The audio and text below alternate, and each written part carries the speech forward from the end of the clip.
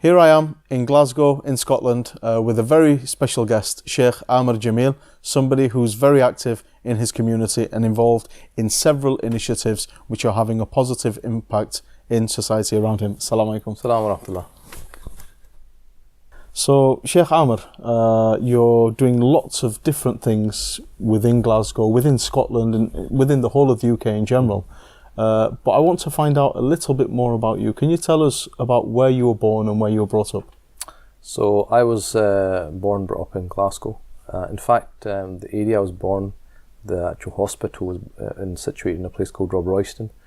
And guess where my house is today? Rob Royston. So it's actually on the site of the hospital where I was born. Yeah, so I mean, I've moved away, but I've come back, and that's where I've ended up. So the place actually I was born, that's where I live now. So I was here for my whole kind of childhood. Went to kind of normal school, primary school, high school. Went to university, graduated from university, and at that point I left Glasgow for about roughly 10 years. And then I came back approximately 8-9 years ago. And so when you left for that 10-year period, was that going abroad to study? Yeah, so during my years at university, I was studying law, and probably halfway through my course, I started to rethink of whether I wanted to go down the law route. And by the end of my degree, I decided that I want to explore the whole Islamic scholar route. So I didn't have great plans in terms of I'm going to go for 10 years. I just thought I'll go learn a bit of Arabic and see where it goes. So I learned a bit of Arabic, then I started studying a little bit, and then I thought, okay, let me study a little bit more, and eventually it just turned into 10 years. So when you were away for those 10 years, were there any things about Scotland, about Glasgow, what you missed? The weather, of course. Scotland's weather is quite unique. So I think, it's my home, so I was homesick. But I think probably for the whole duration I was there. I did come back regularly, and I found it very bizarre actually when I was studying. A lot of people, would study for 3-4 years without going home, but for me, I had to at least once a year come home and just be with my family, with my friends. So I enjoyed my time abroad, but you always kept tabs on what was happening in your homeland. I'd always listen to I didn't have a TV because just the place I was in, but I used to listen to the BBC World Service and keep up to date with what's happening in the UK and particularly Scotland. And so, is there any one particular place in the Glasgow area which you like, which you're fond of, you like visiting? I think, for me, when I compare Glasgow to other cities, it's a major city in terms of size. It's like one of the biggest in the UK. But what I like about the fact that even though you're in a massive city, within a 20 minutes drive, 30 minutes drive, you can be in the countryside. You can see, I know what you're going to say. I was about to say Loch Lomond, but I know what you're going to say next. Go and see Nessie, but I've never actually seen Nessie. But you can go out within 20 minutes. You can be in greenery. You see waterfalls. So the fact is, you can get away from the hustle and bustle of the city. So in that sense, I love the kind of natural landscape. On my way home, and I don't live that far off the city centre, I can see the Campsie Hills. So when it's snowed or something, you can see the whiteness on top of the mountains. I think just seeing greenery has a calming effect on us as human beings, because that's our natural habitat. But for me, the special kind of moment is usually when I land in Glasgow Airport. I just love the fact that when you land at Glasgow Airport, and wherever you've left, right? The pilot will say you were travelling at the temperature is 43 degrees. There's as soon as you get to Glasgow, you land and you say yes, and the time is blah blah, and it's 2 degrees outside, and it's heavy rain, and you think yes, that's me home. Amazing. And so I assume one of your intentions for leaving Glasgow to go and study the Islamic sciences was so that you could bring these sciences and this knowledge back with you to the community here. How have you managed to do that? So one of the things, like I said to you, my desire kind of changed during my university years. I mean, I was going through a lot of changes personally myself. I was exploring my own faith, and there was no one really that could answer my questions, burning questions I had about identity, about faith, so many things. And I went to some of the imams, and frankly, the imams couldn't really help me. I couldn't really understand their language. They couldn't really understand my language. I couldn't understand their mindset. They couldn't understand my mindset, the culture differences. And so it started to make me really think that I was struggling to find answers. And I thought, okay, that's fine. I will find my way. But I was thinking, what about the future? What will happen in the future? If I've just become a lawyer, what contribution will it make to society? There's other people that are becoming lawyers, other people becoming accountants, doctors at that time. But I thought, if we don't, at some time in the future, produce religious scholarship to teach the next generation, then there's going to be 10 years' time, there'll be people like me, stuck again. Whereas if somebody like me who's been born, brought up here, went and studied and understood and came back, and then hopefully in 10 years' time, when that situation happens, I would be there to help a person like that. So that was kind of one of my motivating factors.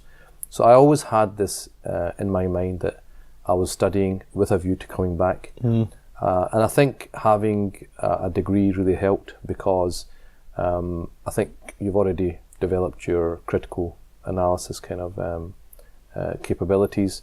And so you're thinking critically about text, you're thinking about your context, you're thinking about, okay, what I'm learning now today, how do I apply this when I go home? So the mind was always ticking over as I was studying, because there's things I was thinking about, how does that apply? Sometimes I'd ask my teachers and they couldn't really help because they couldn't understand the culture. So I realised, this is up to scholars of that time and place to do that. So after a long journey, and thankfully I met another Glaswegian who, similar to me, had gone out on a similar journey, and that was who became my partner, which was Sheikh Muhammad. He'd also graduated from Glasgow University, slightly older than me, and he'd gone abroad, and we met in Syria. And we started to discuss, about how do we go home, what do we do with this knowledge. And I would say that was the early days of thinking of how this will apply when we get home. When we got home, in terms of got back to Glasgow, he came a few years before me, settled in, and I discussed with him, when I came back, sought advice from him, what do you think we should be doing? And he said, look, I've tried this, I've tried that, I think we should be, we really need to focus our education on the next generation. There's massive gaps in the mosque education, and there's a lot of people thirsty for knowledge, but it has to be in a structured way, almost bespoke to a Scottish population. So what we did was we went out and sat with people in the community, lots of people, organisations, asked them what do they really want, and really the answer came back was, we want to understand Islam, but in a Scottish context. An Islam which doesn't seem it's like from another century or another country.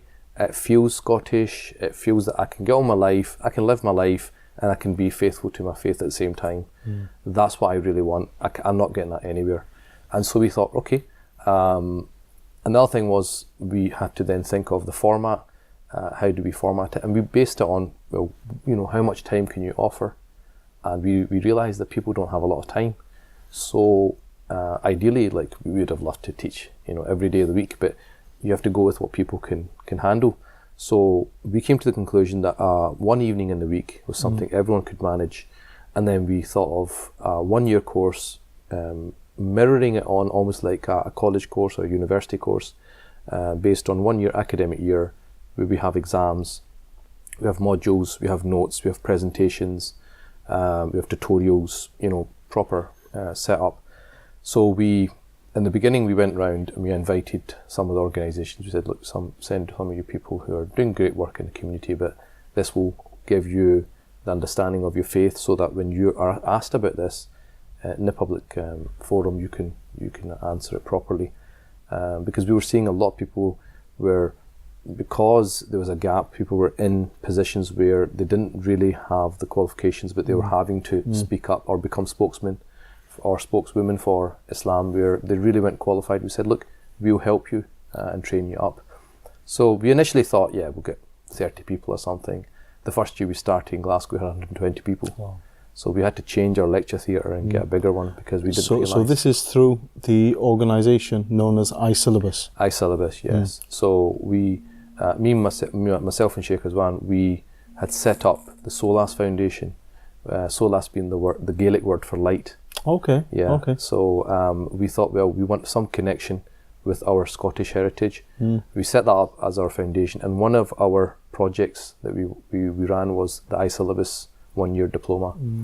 I Syllabus then basically grew into something almost like its own entity.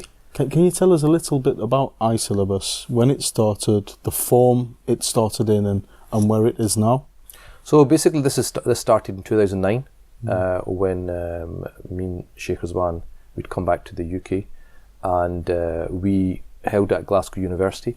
So we want to make sure that we were not affiliated to any particular mosque or affiliated to any particular, Islamic sect or anything like that. We wanted to just say, look, you want to learn non-sectarian, none of the frilly bits. We're not going to push anything down your throat. We want to, inform you and basically give you the knowledge, because for us, when we transfer that knowledge over to you, that will empower you to make your own choices and decisions in life. Because what I don't agree with, and unfortunately some people have this mentality, is that we keep knowledge to ourselves, and we only give the lay people the basic kind of knowledge, and they have to come to us to get the knowledge, because we can't trust them in a sense to have too much knowledge, because they might start making their own fatwas or something. That mentality I disagree with. I think in the age where people have got smartphones, they can just Google anything. They can get all sorts of information, and then you've got a big problem, because everyone and anyone is out there. So what we felt was, if we give people knowledge, we say, look, okay, you've Googled and you've come up with 10 opinions. Okay, opinion 1 is this, opinion 2 is this, opinion 3 is this, opinion 4 is that.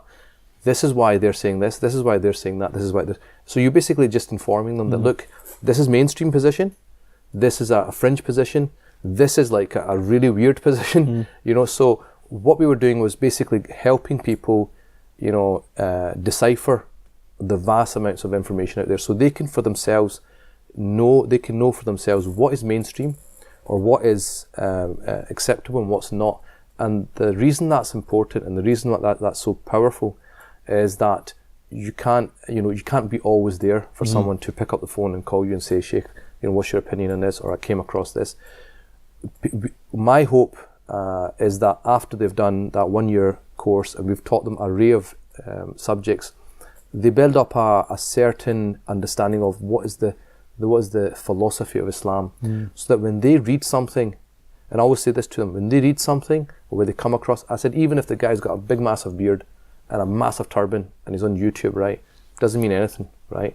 I said, if it doesn't feel right in your heart, right, you have every right to question it. And you say, hold on a second, there may be opinion, but is this the mainstream opinion? Is this a fringe opinion? I said, this is where you have that ability to say, hold on a second, that doesn't sit right with me, because for everything I've learned, everything I've been taught over that 1 year, this doesn't fit in. So it's almost as if you're giving a protective shield to people in amongst all the array of opinions out there. So how important is it to offer this non-sectarian platform for people to be engaging with the Islamic sciences? And how important is it to get people thinking critically? I think it's extremely important. I think a lot of young people are put off by sectarianism in the Muslim community. Obviously, sectarianism it's not healthy. It's not going to benefit us as a minority. We're already few in number. If we start dividing up, it becomes more problematic. So it's a problem anyway. And I think a lot of young people just get turned off because you're brought up, you go to school, you go to university, and you're taught to think, you're taught to tolerate, even if people disagree with you.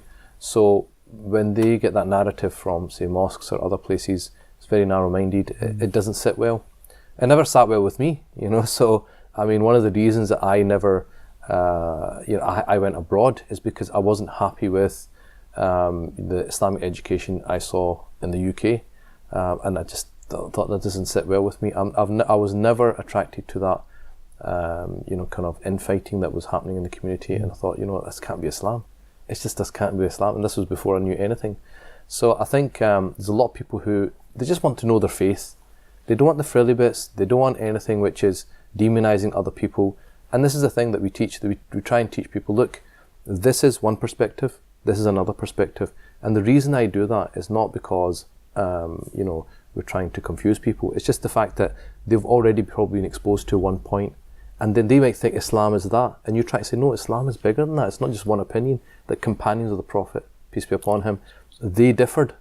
They had various differences amongst themselves. And throughout Islamic history, there's always been differences, but it's been tolerated. So why do you now think that everyone has to have one mould of the faith? That it's never existing, it's never going to exist. Yeah. So it's trying to make them understand that. And you can only make them understand that by exposing them to other opinions and say, look, that's valid and this is valid. If you want to follow that, that's fine. But if your friend is following something else, then you have to say, okay, that's fine. You can do your bit and I can do my bit, in your way and I can do it my way, and just accept it. That is the only way we'll ever get unity.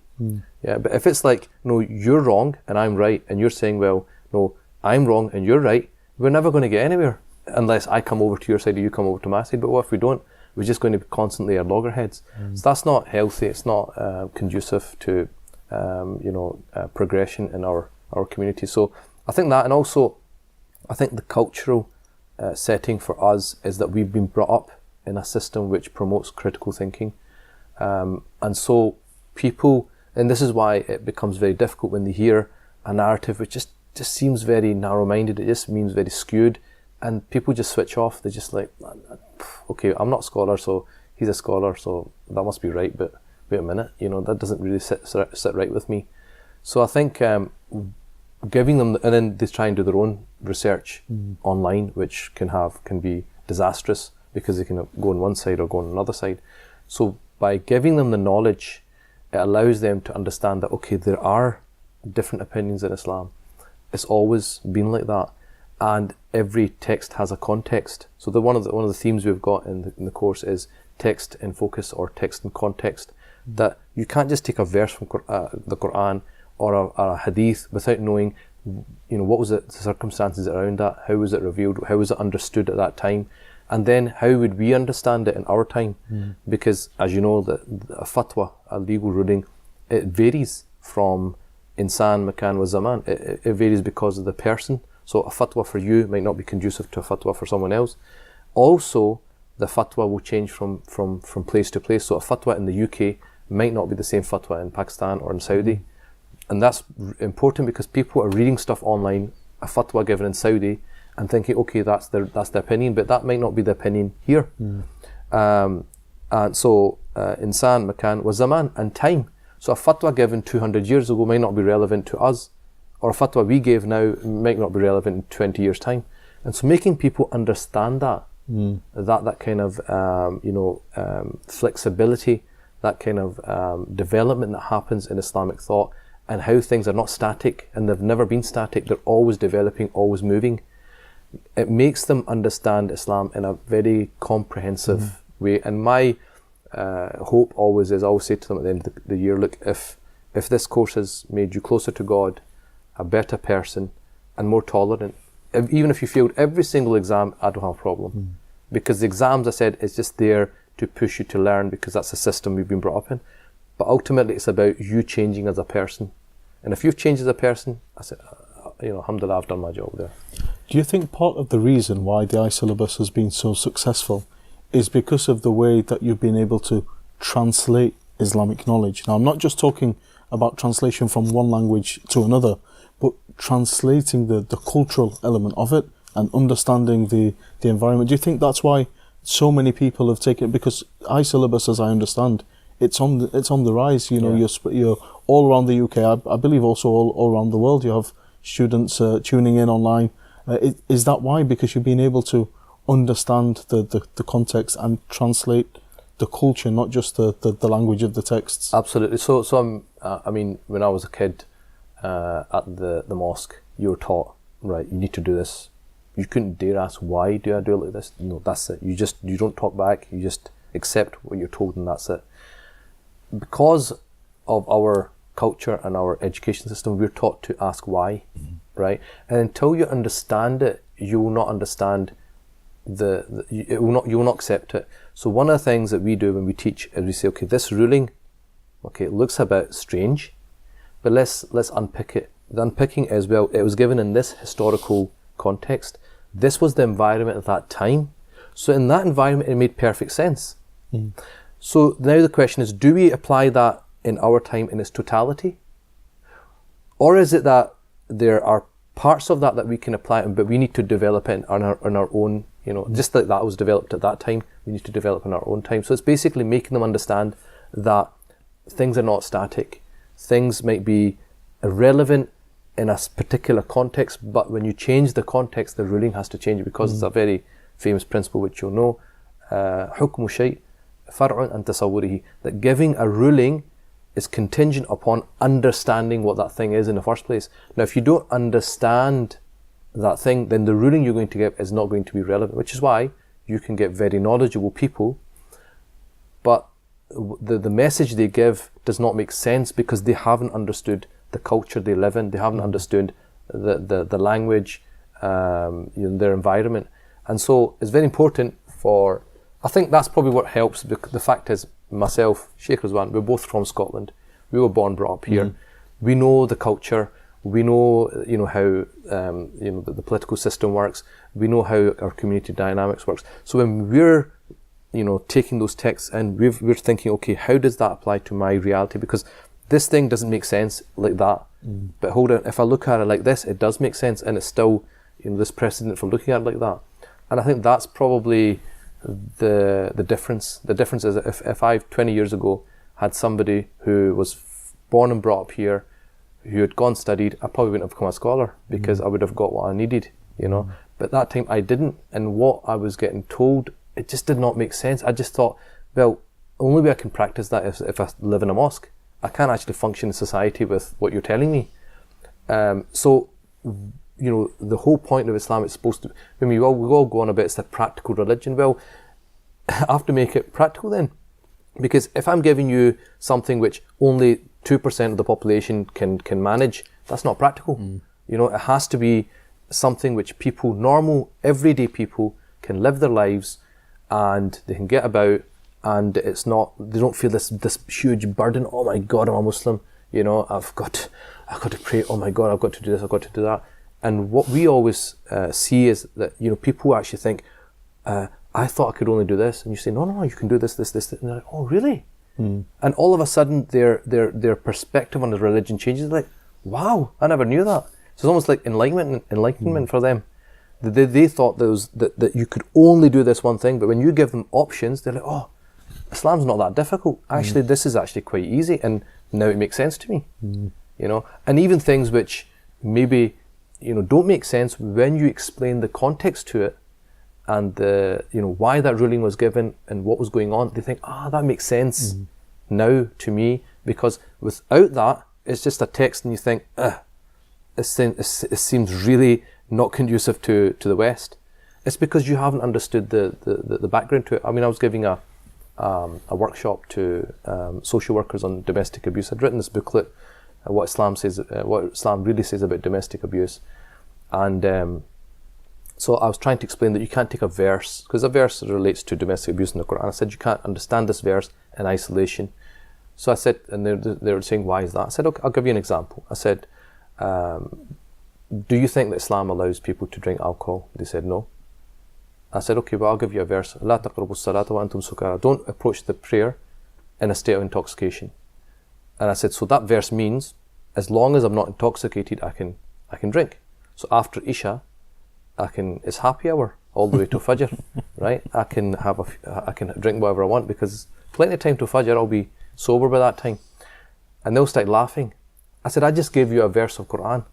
I said, respond now. They couldn't respond because they don't know. They don't know any of the other verses. I said, this is the problem. I said, this is the problem, that when you have people who who give you a section without giving you the context. I said, that is because alcohol was prohibited in stages. That was one stage, and then they got abrogated. I said, now that I've explained it, it now makes sense to you. But if I don't give you that, and I just give you the verse, and I give you a literal translation, you'll be like, oh, maybe Muslims can drink. You see? So I said to them, this is the thing. A lot of our texts, it's in a journalist's article, or it's, you know, either extreme liberals or, you know, extreme violent people, you know, quote a text, but they are not giving you the context. Now, once you give people context around text, they now understand, hold on, I can't just take a verse and just understand it straight away. I need to understand what's going around it. When was it revealed? What was the different opinions? Was it specific to that time, or was it supposed to be general? All these things come into it. So one of the major parts of the recipe for success of the work you're involved in is understanding the context. You were born and brought up here. You know how life is here, and you're able to make things relevant to the people while also bringing in the tradition. Do you have any examples of where that doesn't work in society? I think it's important to understand that, yes, it's worked because, like you said, we were brought up here, but there are other people that have been brought up here as well. The key thing is, we're scholars, we're qualified scholars. So one of the things that I mentioned to people in the course, they'll say, Shaykh, I googled and I came up with 10 opinions, right? Or they'll say, Shaykh, but I heard something different. I say, okay, who was the person that told you this? Oh, it was this guy. I said, what does he do for a living? He's a bank manager. And I'll say, well, the guy's not qualified. Oh, but he's very knowledgeable. I said, how do you know he's knowledgeable? If you don't know anything, anyone who knows anything, you know, is knowledgeable. It's like that saying, in the land of the blind, the one-eyed man is king. And I think this is the problem now, because people have exposure now to stuff online. How do you decipher who is a voice you should listen to, who's qualified, who's not qualified? And I'll say to them, look, if you want legal advice, right, why don't you just speak to your friend who's read an article online on law? You're not going to do it. You're going to go to a qualified lawyer, right? I said, next time you have a stomach ache, do you just ask your friend who's done a GCSE in chemistry, right? Or do you go to the GP, who's a qualified doctor? You go to the GP. So why is it when it comes to our physical health, we wouldn't just let anyone deal with it? We would go to somebody qualified. Or say you need an operation. You know, say you know a butcher and says, well, I'm quite good with a knife. Would you let him have a go at your, you know, opening you up? I said, you're going to go to a surgeon. So in every profession, we go to people who are qualified because we want the right advice. And I say, why is it when it comes to religion, you take it from any Tom, Dick or Harry? Anyone on YouTube with a beard and a hat, right, you know, says a few words in Arabic, says a few, you know, verses of Quran, and I've just said, without the context, and you think, wow, right? I said, you should look at, is this person qualified? What qualifies this person to speak in the name of religion? You know, and this is the thing when it comes to, I said, you want to learn language, you go to a grammarian. You want to learn about law, you go to, I said, it's not just about, you go to a lawyer, you want to go to somebody who's graduated from a reputable, you know, university. If the guy's, you know, graduated from some, you know, country, right, with some certificate, you're going to, I think I'll go to someone who's graduated from Glasgow University. So I said, why is it when it comes to a religious scholar, and I see this all the time, people taking knowledge from people who are not qualified. And the problem is that these people, because they haven't studied for long enough, and they haven't understood, you know, the context of what they're learning. What they're saying is right. That is a verse of the Quran. That is a hadith, but they haven't understood how that hadith or how that Quranic verse applies in our situation. And so what happens is, unfortunately, a lot of these people do a lot of damage to us because they claim to speak in the name of Islam, but they're actually not qualified. And if you look at the media, right, you get all sorts of quote-unquote Muslim experts or Islamic experts, right? And you know and I know, right, these people are not experts. And you think, these, you know, even the media doesn't know who actually knows what they're talking about and who doesn't know what they're talking about. Anyone that's articulate, you know, people start listening to them. So I think that this is one of the things we really hammer home, that look, take your knowledge from the right sources and you'll be fine. Take knowledge from the wrong sources and you're on a very slippery path. And we've seen people who end up, you know, going into extremist, you know, groups, and you know, in this worst form, can end up, you know, involving violence. That happens because at some point they did not take knowledge from the right source. They took it from a source which they thought was knowledgeable, and then that can take you anywhere. Yeah. So this is a lot of positivity you bring into the community. A lot of this work is to do with balance and having the balance between the tradition and between reality as we know it on the ground. So where does I Syllabus stand at the moment? How many students do you have? Who are these students? Where are they? So we're running currently in 5 cities. So Glasgow, Edinburgh, this year Glasgow, Edinburgh, Birmingham, Manchester, and Leeds. In the past, we've taught in Aberdeen, we've taught in Dundee, we've taught in Bradford.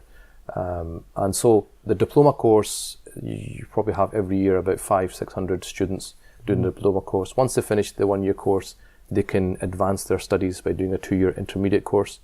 And for those students, the ones who are in other cities, they can access it online. And then we have a 2-year advanced course where we're taking a small group of students and we're trying to develop them so that they can engage in, a lot of the kind of good work that is badly needed, but not necessarily has to be done by scholars. So these are people who can go into community, teach classes, give advice, even probably represent us on media, and they have enough knowledge, they have enough understanding of the Islamic text to do all that kind of work, community work and so on. You mentioned just then an online element, because this is something which you haven't shied away from either. There's an online element to the I Syllabus course, but you're also somebody who uses Facebook and Twitter. And could you tell us something, about what is your presence online and how do you use it and how does it differ from how you would normally interact with so people? I mean, when I came back to the UK, this is in end of 2008, 2009, I had a old Nokia phone. The first thing people were saying, look, Shaykh, you need a smartphone. I said, well, I didn't need a smartphone. And then, that's when I kind of started to catch up. I've been away for a long time. I was catching up with what's been going on. And a lot of it was because of obviously lack of money as well. And one of the things, I realised, look, a lot of people are on Facebook. And I spoke to a few people and they said, look, you need to be on Facebook because there's a lack of scholars on Facebook. And so I went on. I thought, let me try and see what's going on here. And I just saw, what I saw was just really, really, really shocked me. There was all sorts of people saying all sorts of things about Islam, and I thought, we have to have a presence here because if we're not there, people are going to be listening to the wrong voices. So I felt kind of compelled because I didn't feel I had the right. I didn't feel I had enough time to do it justice, but I felt compelled to do it. And alhamdulillah, I mean, I've been reasonably active. I mean, my Facebook page is over 7,000, so it's okay. It's going well. It gives me an opportunity to share when I'm doing a course, I'm doing a talk in different cities. There's no other way I would have been able to contact those people. So people find out. A lot of people can follow my work and find out, oh, you were doing this, you were doing that. So how do you know? I'll follow your Facebook page. And then I cleverly understood that you can link your Twitter with your Facebook. So there's ways around, reducing your time. And then what happened was, a lot of some of my students were saying, look, Shaykh, that was a brilliant talk, but only 50 people heard it. If it was online, you could share it. So I actually started just filming more or less most of my kind of talks, and I started a YouTube channel. So I started putting my Jummah khutbahs, any talks I did, any little kind of events I was doing that were recorded. I started putting them on there. So that's been kind of getting shared as well. So do you not find it amazing that even though the majority of your time is spent face to face with students, and we all know the blessings and the benefits from that, but the reality and the chances are that more people will be accessing the knowledge which you have. You won't see their faces, and they'll be behind a computer screen. I mean, once again, how do you balance that, and how do you bring that into the traditional understanding? Well, this is why, I think a lot of my kind of fellow scholars struggle with this, because the way we were taught was that the human connection, the connection of student-teacher is very important, because you can learn certain things from books, but certain things you can only learn from human beings. So there's a certain element of training, spiritual training, tarbiyah, that you get from your teacher. That obviously is not going to be there online, but I think it's just basically accepting reality for what it is. And the example I always think of, I mean, when I was young, Hamza Yusuf from America, I found him very inspiring at that time. One of the few articulate scholars. I would say also one of the reasons I maybe became a scholar, looking at people like him. I remember he was very against this, against technology, against, people having virtual relationships. And he said, I believe in real relationships. But eventually he had to, I remember the very first blog he wrote, he said, I'm actually against this, but I'm doing something I said I'd never do, I'm blogging. So in a sense, he kind of had to accept that this is where people are at. So I thought to myself, well, I don't want to be like Hamza Yusuf and realize 10 years later that I should have been doing that. I just understood that, most young people are there. My whole sacrifice of 10 years of learning, what was it for? It was to benefit people. Awesome. Yeah.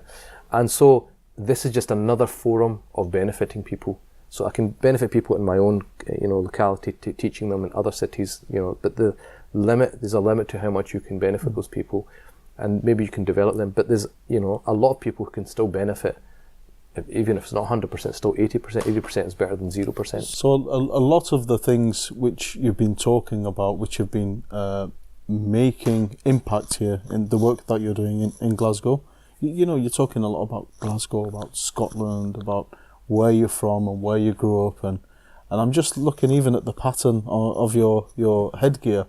It looks very Scottish. Is there a story behind that? Yeah, this is actually a tartan that I'm wearing right now, and it's called the Islamic tartan. It's actually registered. It's a registered tartan. Okay. Yeah. So in Scotland, families would have a certain fabric that would represent. It's all about identity. The different clans. Each different clan clans. Yeah. So one of my friends years ago from Glasgow as well contacted me and said, look, I've got this idea. I was looking at tartans and I discovered this no Islamic tartan, and that would be a very visual way of representing our identity, because I'm Scottish, I'm Muslim as well. Both are part of me. That's who I am. So we actually set about looking at design. So we came up with this design, and basically it represents different parts of our identity. So the blue obviously is from the Scottish flag, the green is from the Islamic colour. We have 6 gold lines, which is the 6 articles of faith, and we have 5 white lines, which is the 5 pillars, and there's a kind of black cube kind of shape, which is the Kaaba. So it's basically representing both sides of our identity. So and so this is a registered tartan in Scotland. And how do you do that? How do you register a tartan? Well, he registered. I'm not sure how you do it. We've actually got a website where the whole kind of background to it's there, and so people can buy these products. People can buy them. Yeah. So not just the I don't know. No, you can get a hijab. You can get a tie. You can get the kilt. The kilt, yeah. So any basically part of the garment. And do you own an Islamic tartan kilt? No, I don't. No, I just wear the hat. Just the hat. It looks amazing. But this is going on to something else now, isn't it? Because one thing I've noticed is that Scottish Muslims feel very, very Scottish. Yeah. And for somebody back in England, that it's not necessarily the case. So what do you think it is? What makes Muslims in Scotland feel comfortable with their identity? A number of things, I think. I mean, statistically it's been proven. They've done this and shown that when asked, Muslims in Scotland tend to identify with their national identity more than in England. I think it's that the Scots are quite passionate about their identity. I think also the fact that there's a bit more integration, so you don't really get the kind of segregation of people that you see in England. So I mean, I go down to England, I see areas where it's just all white or areas which are all Asian. Yeah. It's very rare to see that up here. You might see pockets of it, but generally you see that Muslims are a bit more integrated in Scottish society. And I think also it has to do with the attitude of the Scottish people. Scottish people are quite warm and accepting, and I think because historically they accepted people from Ireland, so they've had this kind of history of accepting people, and I think also you know, in terms of economically, the Muslims in Scotland have done really well. So they also see the benefit, the financial benefit to the country. These people are here, but they're actually contributing to society, and they're doing, you know, positive stuff. And I think when they see that, you know, people accept it more as well. I mean, there's always going to be racism and things like that, but I mean, I've not once, but a number of times I've been in a conversation and the person's, you know, Indigenous Scottish, and said, you know, your accent's so strong.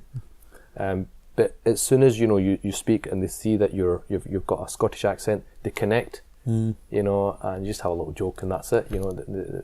So I think it's got to do with the attitude maybe of the Scots, and also the attitudes of the Muslims. They're a bit more, you know, don't have such a problem integrating. And I think it's got something to do with the Scots are so busy hating the English that they don't have time to hate anyone else.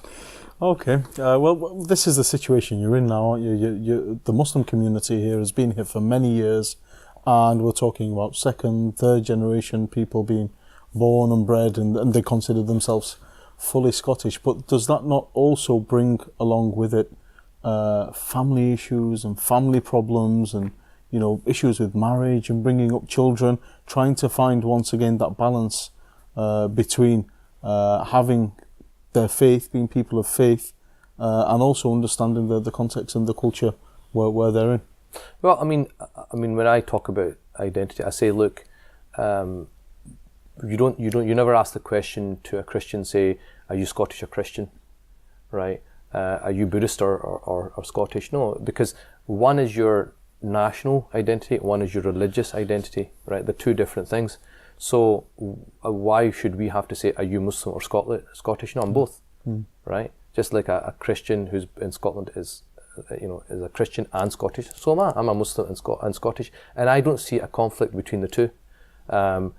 There are, I've travelled around the world, and in every society, you know, even from the holiest places in our, you know, lands, there are good people, there are bad people, there are good things that I see in society, there are bad things in society, and we, as people of faith, accept the good, and we, you know, object to the bad, and we try to do something about the bad. So, for me, I live in Scotland.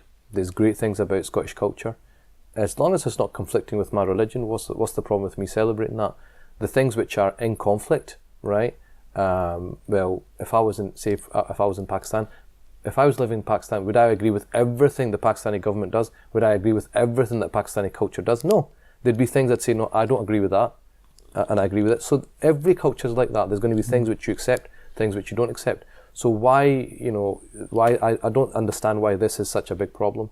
So for us, we know what our religion is. Okay, we don't drink. Scottish culture's got a lot to do with drinking, so we don't partake in that part. But all the other bits, it's fine, you know. Something else which you devote a lot of your time to is this Unity Family Service initiative. Can you tell me a little bit more about that? So Unity Family Service is a charity which aims at dealing with Muslim families, and really our primary aim is to strengthen the Muslim family. From our perspective, every community is nothing more than a large number of family units, and the family unit is built upon the marriage, yeah. And so if that disintegrates, family structures disintegrate, and then communities disintegrate. So for us, one of the greatest services that we can do is to basically make our foundation strong, right? So when we saw that nothing was happening in this area, divorce was going up, people were having problems with their children, there was nowhere for them to go, and also the current structure that we had, you know, people wouldn't go to certain mosques because, you know, the committee member knows me or something like, you know, you know yourself as a very close community, and there's issues of confidentiality. So we had to set up something independent that we're not affiliated to anyone. Whatever you disclose to us is not going to go anywhere. It's safe, a safe place where they could come and just get advice of how can we help you. So people would come and they'd give us, you know, the issues that they're going through, the personal life, they're depressed, they're having marital problems, they're going through a divorce, and we would try our best to give them support. Then what we did was, when I started to see, I do about 100 cases a year, case after case after case, and I was thinking, hold on a second, you know, I'm seeing repetitive mistakes done by multiple people. If we could educate people, as you know, prevention is the best cure, then we could maybe prevent some of these divorces happening. So then I set about and I developed a premarital course where I take single Muslims, not married, and I just say, look, let me just give you the truth, right? So, you know, I spend a whole day with them and I go through cases I've dealt with and I show them things that they need to be thinking about before they will know if this person that they're considering is the right person for them.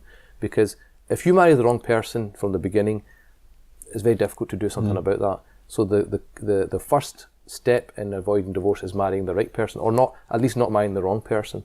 So then that was our preventative kind of wing, where we educate people through courses. So we've got premarital courses, we've got marriage courses, and we've done workshops on adoption, fostering.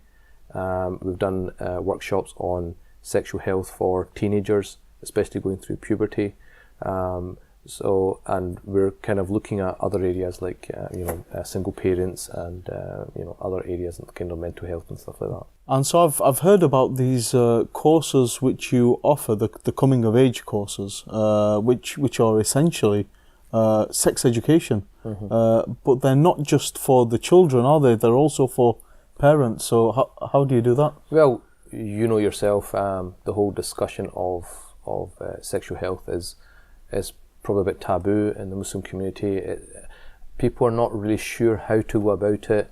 They know their children get educated in school. They're having discussions, do we take our children out of these classes? Do we allow them? They're a bit confused. So what we said is, look, your children are going through these, going through that age, kind of 12, 13, there's hormonal changes, there's physical changes, and also from a religious perspective. So what we did was, we said, look, let's do a workshop. We take 20 kids around that age. We bring the parents. So we have 3 different, classes going on at the same time. There's people teaching the boys, people teaching the girls, and people also informing the parents of what we're teaching their children. So we're basically saying, look, I've just been with your children, and I've been teaching them this. So basically, all the awkward stuff that you didn't really want to talk about and you didn't know how to talk about, we've done that for you, right? And we've got a discussion going, and now you know that they're in safe hands. We've covered this material, and now you can go away and then think of what's the best way of you developing that conversation with your child, so that it's a bit more open and frank. Because let's face it, right? Kids know what's going on. It's not the same as when we were kids, right? They know everything that's going on. But the thing is, they don't know how to use that information, and this is where the role of the parent comes in. And even parenting, I mean, one of the things I've been for a long time thinking about is parenting courses, because parenting's changed so much in the last 30 years. I think of my own father, who was very hardworking, gave me a great start in life, but he, was always working. I never really, saw him that much when I was growing up. And I think he got away with it because I lived in a different time. I think if you use that same strategy now, you can easily lose your kids, right, and not know where you've gone wrong. And I've had parents come to me, I don't know where I went wrong. This has happened. So I think even the parents now need training of, okay, you need to be aware of all these things that are happening. So I think there's so much change happening in our community. Our communities changed a lot, and the times that we're living in is changing so quickly that we need to keep up with the pace and look at what all these changes, what is it throwing up, and how do we deal with it? Because if you don't deal with it, someone else is going to deal with it. So someone else is going to set the agenda. So either you come in and you provide sexual education, or someone else is going to provide it, right? So which one would you rather have? So a lot of it might be uncomfortable, but it's a necessity. So on Radio Ramadan, for example, every year we talk about a number of issues, and sexual abuse comes up, and and I say, look, these topics, I don't enjoy talking about them, right? I don't get a buzz out of them. I'm doing it because it's a necessity. It exists. It's a real issue, and if we do not deal with it, who will deal with it? There's a limit to how much you can keep brushing things under the carpet. Eventually, it will just it'll come out, and then it's like, you're like, what do we do? So unfortunately, a lot of the times I feel the Muslim community is reactive rather than proactive. So if something happens in the media, oh, right, we need to have our response now. No, we're all good people. No, we don't agree with this. But why are you not proactive? Why don't you preempt that this might happen in the future, and when it happens, what are you going to do about it? So besides the work that you're doing with these young adults, talking about puberty and making that journey into adulthood, you also run courses for marriage for people before they get married, and also people after they get married as well. So what kind of issues do you discuss in those courses?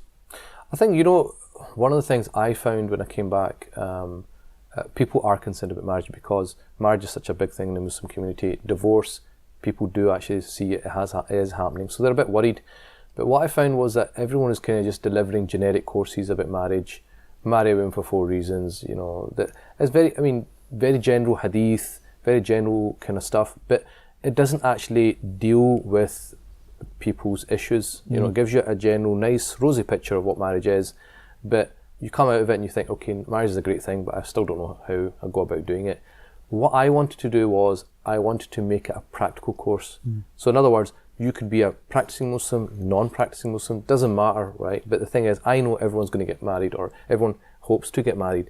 So something which is relevant to them, and it has a massive impact on their lives, and it has a massive impact in society. So I make it really practical. So yes, there's an element of Islamic knowledge in there, but it's very basic. A lot of it is just about understanding themselves, understanding what they're looking for, giving them examples from real life cases, people that have come to me, and I said, this is what happened, this is where it went wrong, right? They were alarm bells, but they didn't pick up on them. So I'm giving them my experience, I'm giving them lessons that they can learn from other people's experience so that they don't make the same mistakes. So a lot of it's almost it's like a light bulb moment, like, it's not as simple as I thought. There's a lot more I need to think about. So it's a course which makes them reflect and think. So I give them questions, I get them to discuss those questions, and I show them, okay, do you see how this question is not helpful? So a very simple one, it would be, I'll say, like, a very common thing that young people say, they're trying to get married, and they'll say to you, Shaykh, I'm trying to get married. I'll say, what are you looking for? A good sister, right? I said, what does that mean? All that means is that you're not looking for a bad sister. No one in the right mind is going to say, Shaykh, I'm looking for a bad sister. Everyone's going to say a good sister, but what does that mean? Yeah. Because for me, what good means to me might not be what good means to you. So I'm trying to make them understand that this particular hadith might be very general. How do you understand it? What do you take from it? So it's really just really delving really a lot more deeper into issues which are kind of very, very touched on the surface in other forums. So I go into a lot of depth and really make them think. You also have a reputation as well for being very, very open and discussing lots of issues which are usually shied away from or considered taboo.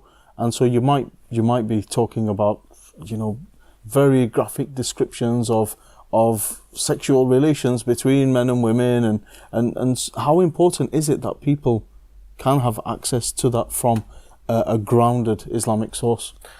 Well, like I said to you before, if you don't give them the answer, they're going to get it from someone else. I mean, I remember years ago, someone showed me a newspaper article, one of these agony aunts, and it was a Muslim woman asking about, I can't remember who it was, asking about oral sex.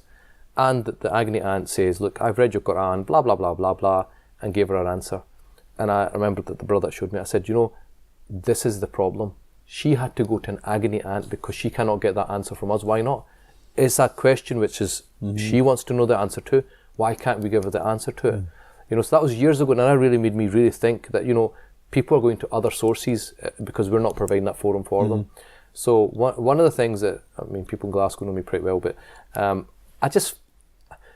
I dedicated 10 years of my life, right? I could have become a lawyer and made a lot of money, right? So I sacrificed a lot of my time, 10 years of my adult life, to come back and do something.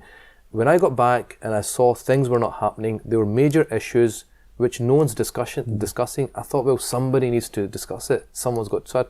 So in that sense, I took the hit. I thought, well, I'm not here for popularity contest. I'm here because I want to do something constructive. I know that not everyone's going to be happy about it, but somebody needs to rock the boat for the betterment. So I think I've got used to it now, but in the early days, I was, talking about issues which other people wouldn't talk about. I think now I've just got used to it because I'm thinking, we don't have time. We don't have time to dilly-dally about. We've got serious issues.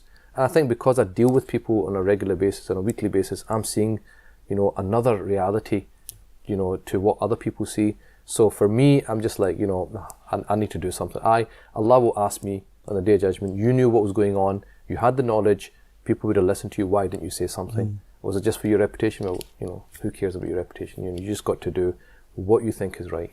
So still on this theme of marriage, but also bringing into it, issues which nobody really has the energy to step up and tackle. I believe you were involved in a campaign against forced marriages, and you were able to get 29 signatories, was it, from imams all across Scotland to unite on one single message. What was that message, and how did you go about that? So I mean, what happened was, prior to that, I had written something on domestic abuse for a women's organisation, which then got distributed to police and social work, and then I was invited to speak social work. And so this was domestic abuse from an Islamic perspective. Yeah, because they were saying, look, some men are justifying domestic abuse, saying the Quran allows it, and then we don't know what to do because we want to be culturally sensitive. So I just knocked that off, and I said, look, if they're saying it's a religious justification, well, I'm a scholar and I'm going to prove that that's not the case. Yeah. Then what happened was, obviously started speaking to the police, because you got to understand, they've got a problem, right? They've got a problem. I mean, domestic abuse is horrific. Two women a week are killed in the UK through domestic abuse, more than are killed through cancer. There's a call every minute in the UK, a domestic abuse calls to the police. And they say that on average, a woman would have been abused 35 times before she makes that call. So this is a massive problem for everybody, for every community, right? And it affects us as well.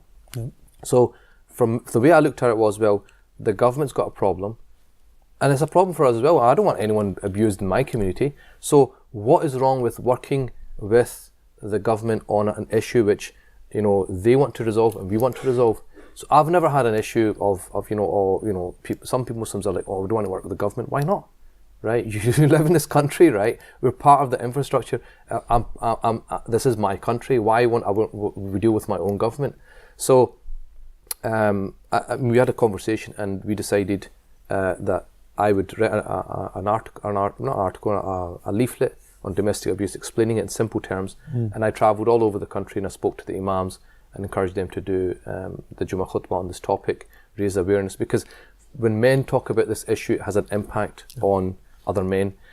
After that, in 2011, there was a Forced Marriage Act in Scotland, which I know that in England it happened in 2007, but they took a bit longer for the legislation in Scotland. And then, the government already knew me and said, look, we've got this act coming out.